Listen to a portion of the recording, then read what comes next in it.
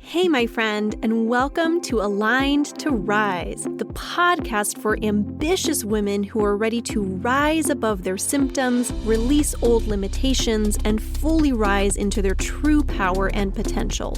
I'm your host, Alyssa Chavez, functional nutritionist, performance coach, and former endo and infertility warrior who knows what it's like to feel held back by your body and your beliefs. I've taken a journey of true healing from the inside out so that I can show up feeling great in my body, confident and unstoppable. And now I'm here to help you do the same. Through a blend of functional nutrition and deep mindset work, this show will empower you to reclaim your vitality, trust your intuition, and live unapologetically in your purpose. If you're ready to align your body, mind, and spirit so you can rise to your highest potential, you're in the right place. Let's rise, my friend. This show was created for educational purposes only and should not be used as a replacement for medical advice or treatment. Hey, my friend, and welcome back to the podcast. So I am excited to announce our special guest on today's episode. Her name is Tracy Whitton. She's coming to us from halfway around the world, at least from where I am. She is coming to us from all the way in New Zealand. But I absolutely love her work, and that's the beauty of the internet, is that we can connect from halfway around the world. So Tracy is the author of the book 365 Days of Nervous System Care. I actually have a copy of the book myself and have really enjoyed learning from it. She also is a psychotherapist, and her primary therapeutic training was grounded in Gestalt psychotherapy, with over 30 years of training and lived practice in Buddhist psychology as well. And she also has more than 20 years of experience in therapeutic yoga, yoga therapy, trauma-informed somatic therapies, and of course, a strong focus on the nervous system regulation and embodied healing. She's also a craniosacral therapist, which can really inform the work that she does at the level of the autonomic nervous system and really supporting that body-led healing. So, and I know she's going to share a little bit about this on the episode as well, but she is also an intuitive clairvoyant and claircognizant, which actually helps to support her in really being able to deeply listen and sense patterns in the clients she works with as well, which I think is really cool. And she's kind of blended all of this work together and to create this integrative framework, including her vagus nerve method and vagus whisper process, focusing on the vagus nerve. So many wonderful things. She has so much knowledge to share when it comes to the nervous system in particular and how to really support yourself along the way. I love the systems and the framework that she has in place, which she's going to share with you on today's episode. And as you guys know, if you've listened to this podcast for any length of time, I am really into the nervous system and how to really support that. And I just love what Tracy has to say. So I will go ahead and let Tracy take it away. I hope you enjoy today's episode. All right. Well, hi, Tracy. Thank you so much for being here today. I'm excited to have you on the show and just chat all things nervous system. Yeah, it's lovely to be here. Thanks for having me. Awesome. So I know I talked about this already a little bit in the introduction, but if Tracy has written this fabulous book that I actually have next to me here, 365 Days of Nervous System Care. And I would love if you can just, before we dive into just chatting all the things on that front, I would love if you can just share a little bit more about who you are and what you do and how you came to be doing what you're doing. Sure. So I guess I'm a somatic psychotherapist. So the main top therapy that I work with is Gestalt or Buddhist psychology. And then bottom therapy is more the restorative therapeutics. There's a lot of trauma-informed work that I have done, and cranial sacral therapy as well. Studied aromatherapy a lot over the years as well. So I use a lot of the oils in my work as well. The other bonus is that I'm a clairvoyant and claircognient transmissions that I receive from different beings and archangels and yeah, lots of different deities and things like that. So that sort of adds another layer to my work. Yeah, so that's probably a little bit about what I do. And I've been a nervous system coach for probably a little over 25 years now. Wow, that's so cool. Mm. I absolutely love the work that you do. I know I've talked about this on the podcast before, but it's something that on my journey I've been learning more and more about the importance of your nervous system and learning to really support all of that. So I'm excited to dive in today. So why don't we actually even start with that? I feel like that would be a good foundation for people listening who may be going, why do I even care about my nervous system? Because a lot of my listeners here might be struggling with health issues. Like a lot of my listeners have chronic illness like endometriosis, maybe are dealing with fertility struggles, maybe are struggling with just period pain and hormone stuff and all the things. And so what really is your nervous system and how can it impact really every area of our lives? Sure. So I think in regards, because I do a lot of work with fertility myself, and women, wanting to fall pregnant and working with menstrual cycles, and just understanding that, we still haven't really evolved much as a species. So we still have that part of our menstrual cycle. We've got those sex hormones, and then we've got the stress hormones, and our body only knows how to do one at a time. It hasn't worked out how to do both.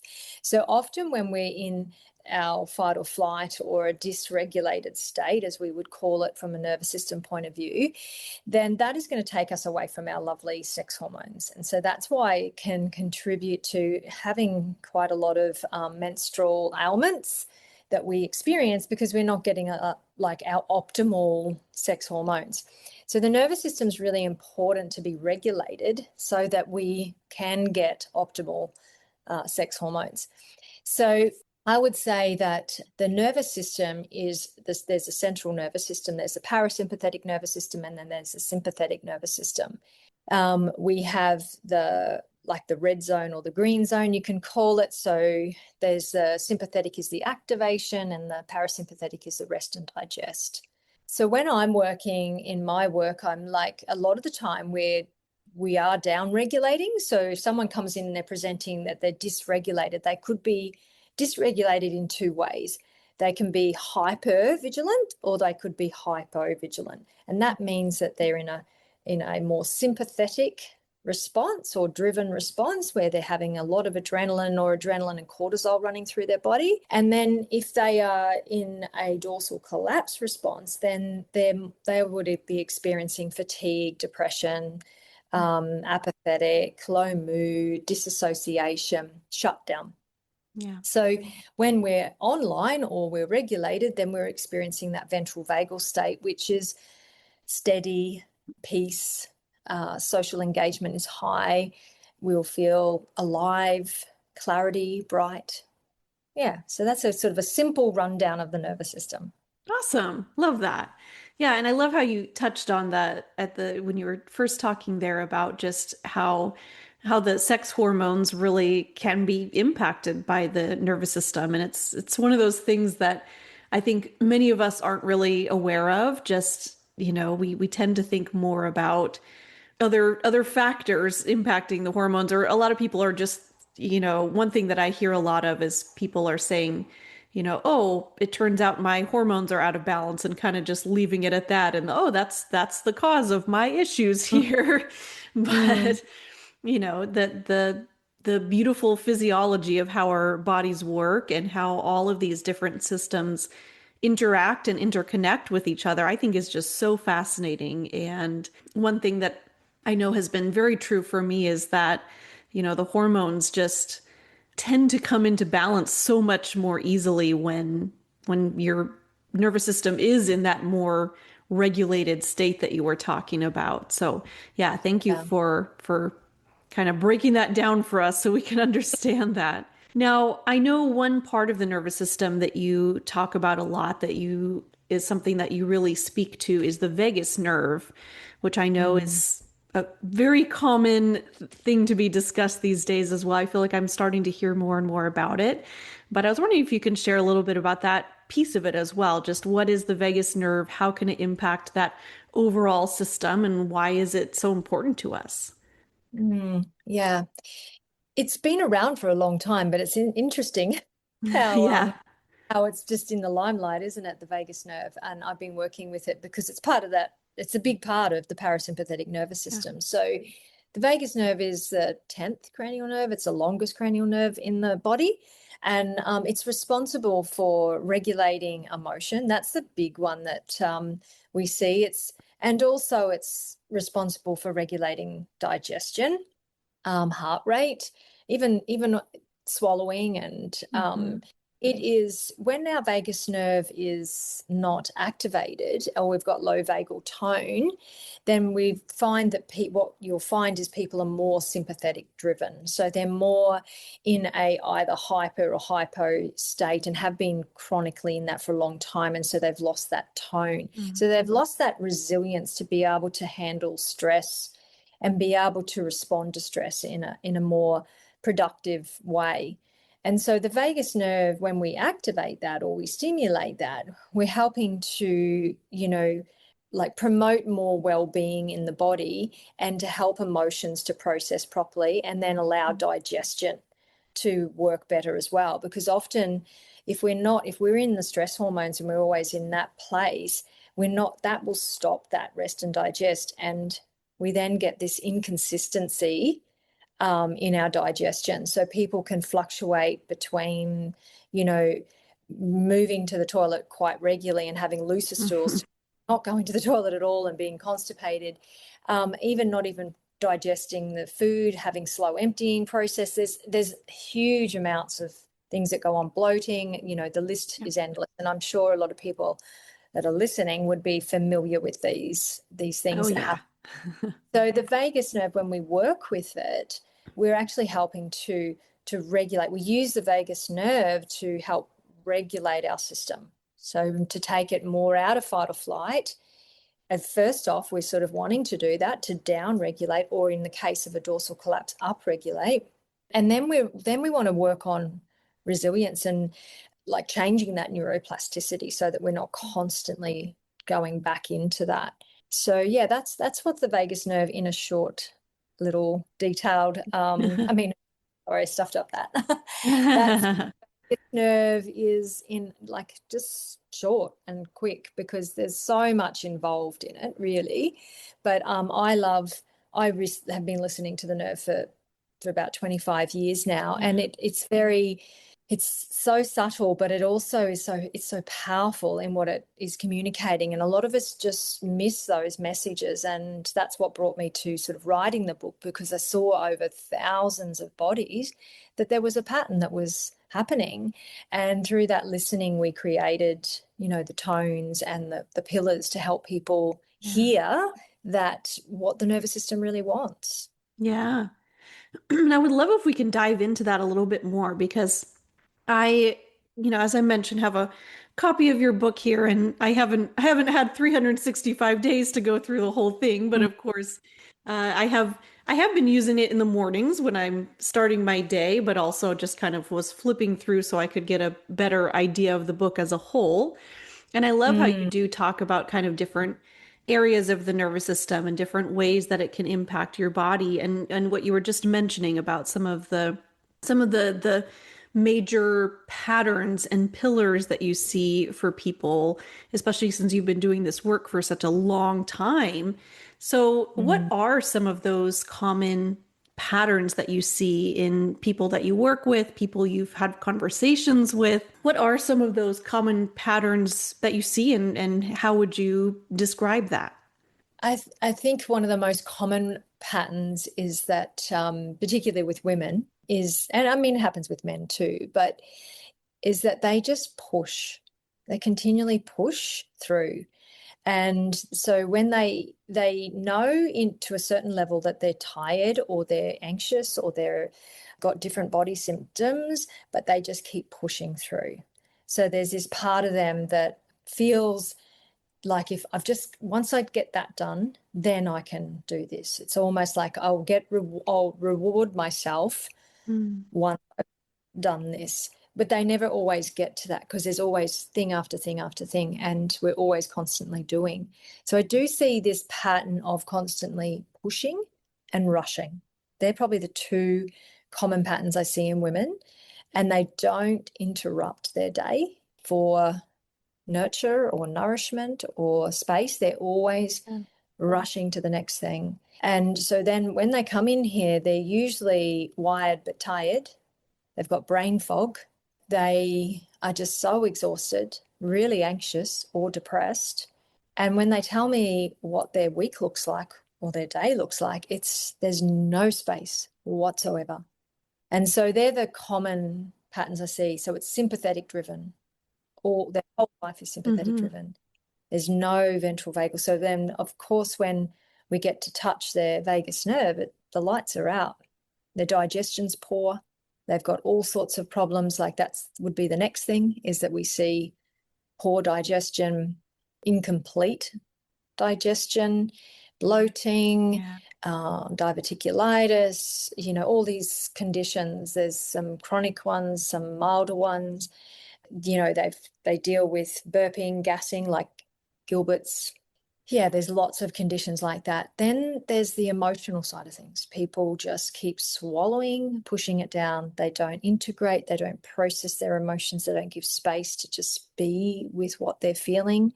They're usually either too afraid to touch it or they're judging it. So that would be the most common things that I'm seeing, that rushing pattern, pushing pattern, and then that leads to what I've just explained about the digestion and emotional dysregulation. Yeah. As you're describing that, both of those, I was like, yeah, that definitely sounds like sounds like something I've experienced in my life. Absolutely. Especially I feel like in this modern day and age, that hustle culture, that wanting to just go, go, go, push through. I know that's a life that I lived for years and years and years of just feeling like I had to be on all the time and just getting through the day and pushing through the things. And you're absolutely right that it gets to the point of almost like rest becomes a reward rather than just something that is a part of day-to-day life, right? It's such a mindset shift. Clearly my mind could use a mindset shift right now. It's such a mindset shift to start to think of rest and prioritizing your nervous system as something that is a necessary part of your life, because I think for so many of us, it's like, yeah, it's just, I'm going to rest when I have time, maybe on the weekend, maybe at 10 p.m. once I'm done running around for the day. It can be challenging to make that happen. So if someone were coming to you and were struggling with that just regulated nervous system, stuck in that go, go, go mindset and lifestyle, what would you recommend as kind of a starting point to help to bring that nervous system back into a state of regulation again? My starting point is to come back into the body, felt sense. Yeah. So I use the senses. Often we try to think our way through things by using thought, that mental part of us, but thought doesn't really work. It can work in some cases where we can have, if we've had a fair bit of work that we've been working on ourselves, but if we've got a really strong critic that's been criticizing for a very long time, we really need to step away from thought. It's not that we avoid it, don't acknowledge it. It's just that we acknowledge that it's actually causing havoc, and it's perpetuating this sympathetic dysregulation, because I want to mention that our sympathetic nervous system is really powerful and we need it. It gets up and it gives us the energy to go about our day. It's action. It's meant to do that. But when it's used where we're constantly running on adrenaline, that's when it becomes a problem, because then we have too much cortisol in the body. And then we know that leads to lots of inflammation and issues. So we need to be able to come back to the felt sense, or so I get people to come straight back into the body, and it might be through a practice of, I just call it natural intelligence, where we just hear, and what are we noticing in this moment? So what do you hear? Like, can you hear birds? Can you hear a mower? Can you hear a car? What do you hear? Then what do you see in front of you? What do you see to the side of you? What do you see to this side, to the bottom, to the top? So you're bringing them and orienting them back into this space right here in this moment, because thought often takes us into a virtual reality. We're not present. So we're bringing them back into that present awareness by connecting into their body. And then it's like when they're hearing something, that the heard sense is present.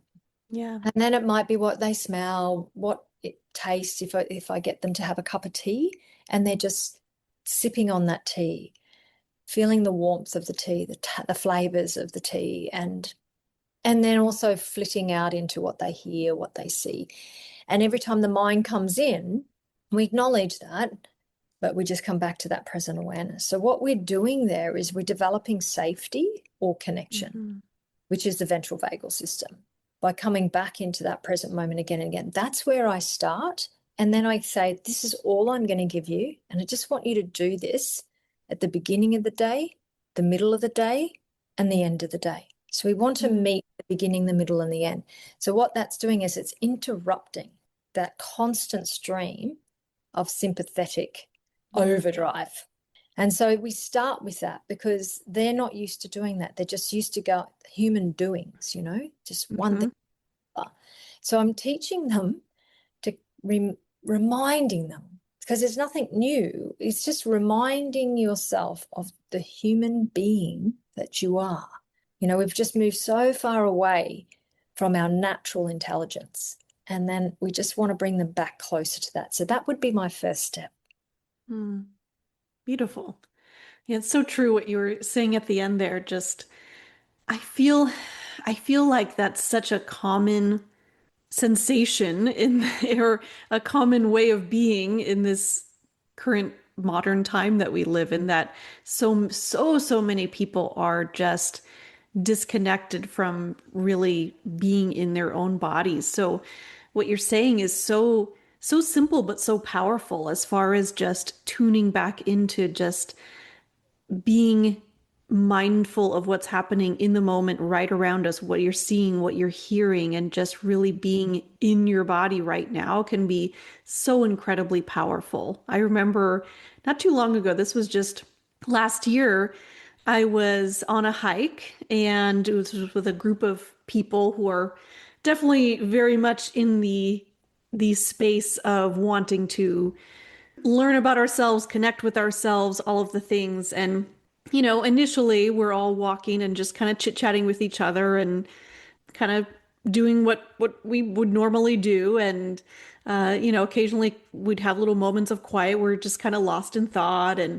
But then the woman who was leading our group encouraged us to do exactly what you're saying. She said, how about for a little bit, we all just practice hiking in complete silence and just notice the sensations that you're feeling. And it was like paying attention to just feeling the wind on your face and the sun and, the smelling the trees as you walk by and hearing the birds. And it was just it sounds again so simple, but it was such a powerful experience just to really be in my body, be aware of what was happening, what I was seeing and feeling and hearing and all the things around me, even just feeling my feet touching the ground with every step. And such a powerful reminder, really, like you said. It is. It is. And I Yeah. think that, like, what you're tapping into there is awareness has this deep stillness and almost like this ocean of quiet. And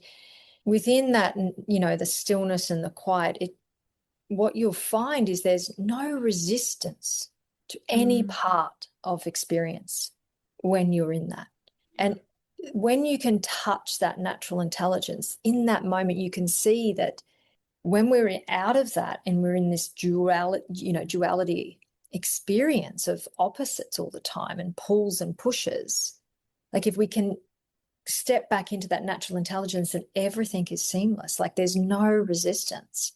And so that's why it's a powerful tool that I find that I use with people, is to bring them to that, and how quickly you can regulate by doing that without any tool, just by even if you could call that a tool, but it's coming back into your natural intelligence of who you are, the essence of who you are. And nature, it has a beautiful way of co-regulating us. Like we just can tap in, because it is not in any resistance to experience at all. It just is. Yeah, absolutely. I love that.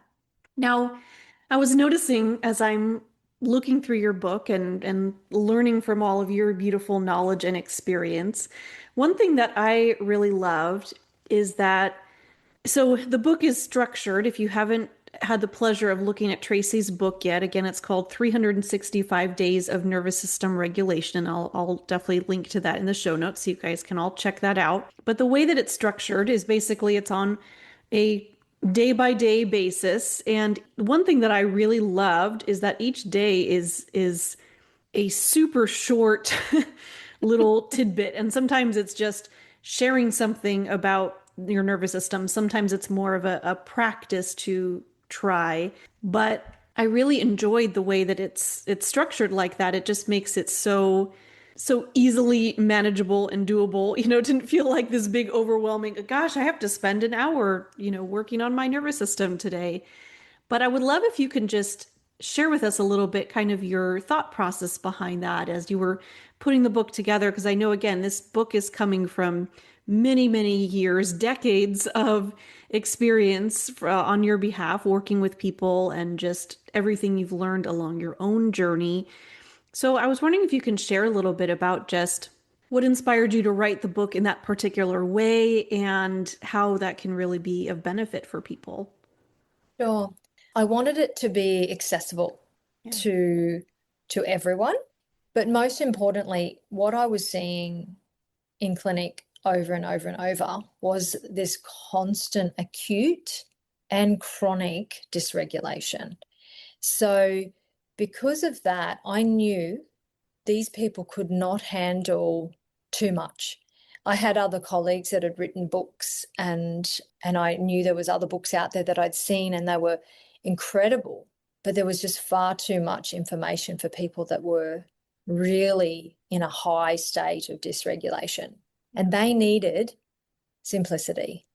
It needed to be accessible for them where they didn't get overwhelmed, because so many people would tell me, because I would refer these books, because I didn't have anything to give them, and they'd ask a PDF, and I'd refer the books, and then I would just get that back saying, oh, I don't know where to start. There's too many tools, or there's too much information. I just liked what you said. I just needed to be soft, or I needed more safety. And you gave me this simple tool, but I've forgotten what it was, So it was like, I knew I had to write it in that way.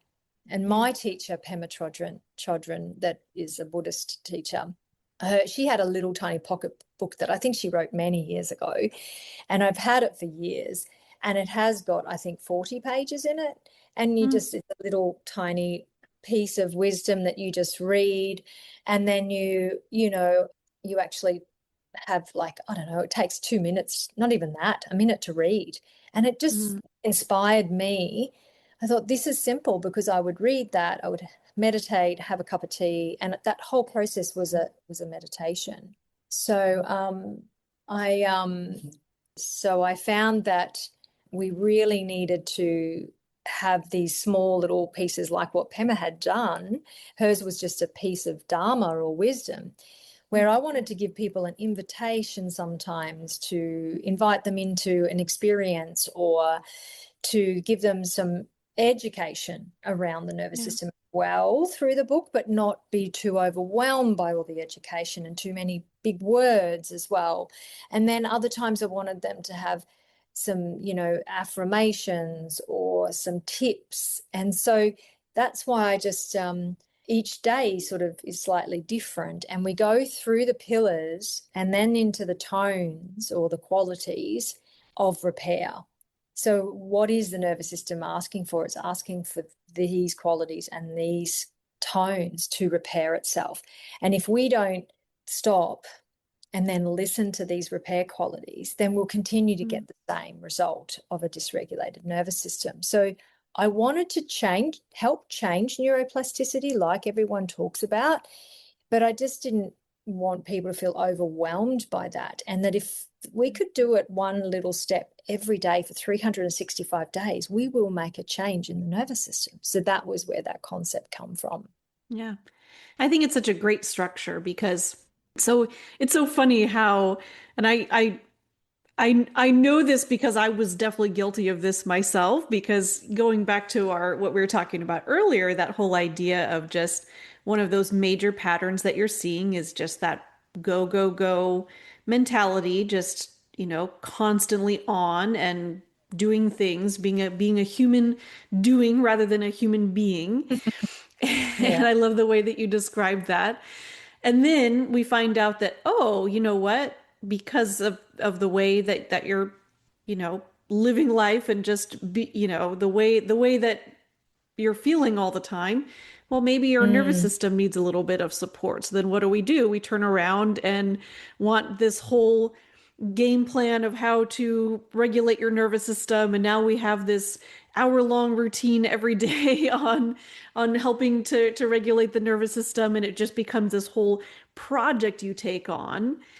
And I really love your approach where it's much softer and it's more about learning slash approaching, trying some different tools and things, but very slowly but surely, so that you're seeing that change over a period of time. And just knowing and trusting that process, I think, is really important. Just that, when it really comes to bringing your nervous system back into a state of regulation, that it's not necessarily about the doing all the time. Sometimes it's about the not doing. Right. And you actually just mentioned two of the qualities, soft and slow, when you were describing that. And that's exactly what we have to do. So if we're not incorporating those tones of repair, then we're just not going to repair. And like the number one pillar that we start, and the book starts off with it, is safety. Yeah. Or connection. Like if we do not develop that, then we're going to constantly be in this experience of dysregulation and feeling overwhelmed and stressed and not nice feelings. Yeah, absolutely. I would love if you could maybe even elaborate on that concept of safety a little bit more, and just why that's so important for us. Because I think that definitely, I'm a big believer in that telling your body that it's safe, telling your nervous system that it's safe is incredibly important when it comes to wanting to bring your nervous system back into regulation, wanting to bring your health back into regulation.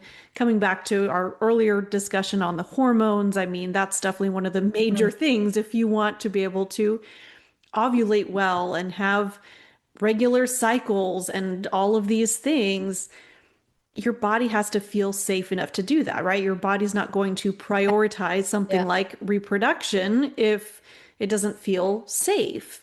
But how do we really tell our bodies that they're safe, and why is that so important?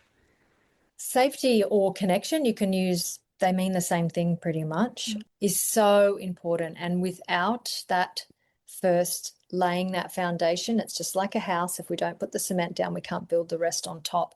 It works exactly the same way. Safety is not the absence of discomfort, but it's the presence of connection. So we're not trying to avoid anything, get rid of anything.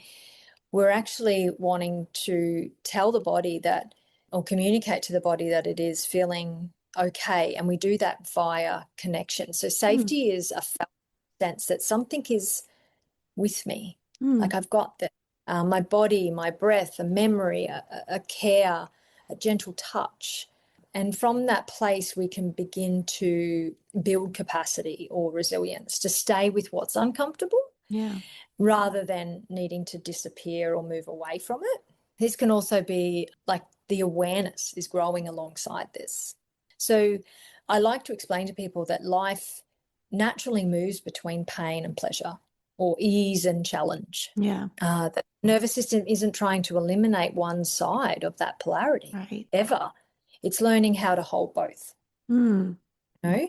So when safety is present, sensations like aches or emotional waves that run through us have to be, they don't have to be fought or gotten rid of or banished.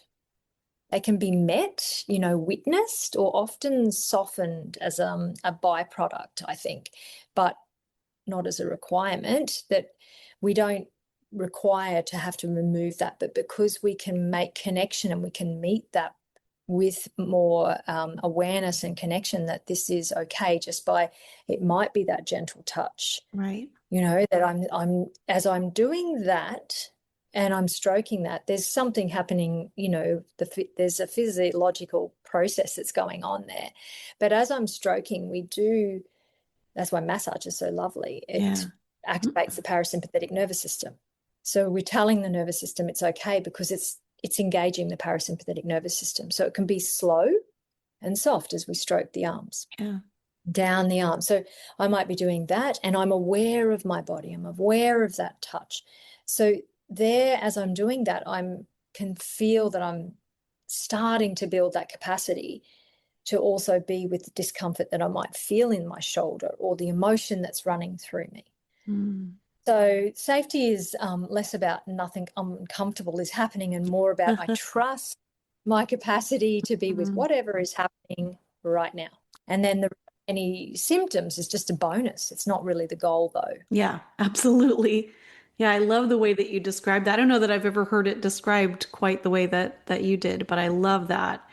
It just makes it feel so much more accessible when it's not like, oh, I have to get rid of this other feeling or That's where we get it. I think that's where we all go.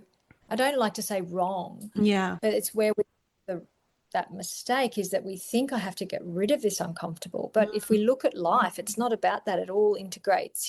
Things are born and die. True. There's night and day. There's, everything works off each other, but it's our resistance to that pain that keeps us suffering, but if we can build the capacity to lean into that, then we build connection with safety. Yeah, beautiful. Gosh, I feel like there's been so many wonderful little nuggets throughout this conversation today. And I feel like we've touched base on so many things in relation to the nervous system. And goodness knows we could probably talk about this for many, many hours here. But is there anything else that you feel like is just super important? Anything that we haven't talked about today that you just really want to be able to share with our audience today? I think one of the common things that I do see, I see it in men and women. And yesterday in clinic, I saw this with all of the people I saw. It's very common that people feel like they either have this sense of I'm not worth this or I'm failing, I don't deserve. So they never really, if they go to try and regulate or they go and do these things and then they're not successful with it, then they feel like they've failed or they beat them. There's this part of them that sort of, again, it's that inner critic. And I just like to say what I say to a lot of people constantly is whatever you do, try not to think that your body is failing you, because a lot of people will think that their body is failing them or I'm failing my body. It's more that you don't understand or have the education, around how to regulate, or you're so overwhelmed and there's so much stimulus in your body, you're not failing yourself. You just haven't learnt the language of your body yet. You haven't learnt or heard how to repair yet. So I really share that. And often people cry or get teary when they hear that because they do feel like I'm not doing it right. I'm wrong, in some way. And I'm failing or, Yeah, or I'm failing my body or my body's failing me. Yeah. So I like to say over and over that is that your body isn't failing you. You just haven't learnt the language of how to repair yet, you know? Yeah, So yeah, that would probably be the absolutely. only thing I would say, because I do hear that repetitively with Mhm. people. Yeah, definitely something I hear a lot as well. I Mhm. definitely have felt that before myself. So thank you for sharing Yeah. that. That was beautiful. Mm. Well, of course, after listening to this, I know everyone's going to want to know how to find you, where to reach you. As I said, we will link to where to find the book, of course, in the show notes, but where would be the best places to connect with you moving forward? I think internationally, the best place is Amazon to get the book. There are a lot of bookstores now that do have that. You're in America, aren't you? So I'm Mm-hmm. sure common. I did see, because I'm confused if it's sorry, not Melbourne. London. I think I was on a podcast. There was a different store. There's a common. Do you have like Fish Pond and you have Booktopia, Amazon? I'm for sure Amazon. The others, I'm not sure. Not sure. So they might be just England. And there's certain bookshops as well, but I think Amazon's Yeah. the best place. We can give that link because that's the easiest. Yeah. That's where I found it was Amazon. Yeah, yeah, it's like worldwide, isn't it? Mm. Yeah. Awesome. Okay, well, we'll be sure to share that. And just thank you so much for being here, Tracy, and taking the time to just share all of your wisdom and experience. I feel like you just are a wealth of so much information and so much beautiful knowledge that we all can really use in our lives. So thank you so much for being here today. I really appreciate it. Thank you so much for having me. It's been lovely. Good. Thanks everyone for listening in and wishing you all a wonderful rest of your day.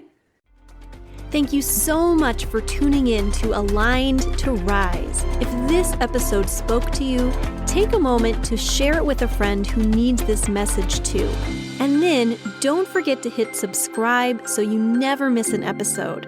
I'll see you next time, my friend. Let's rise together.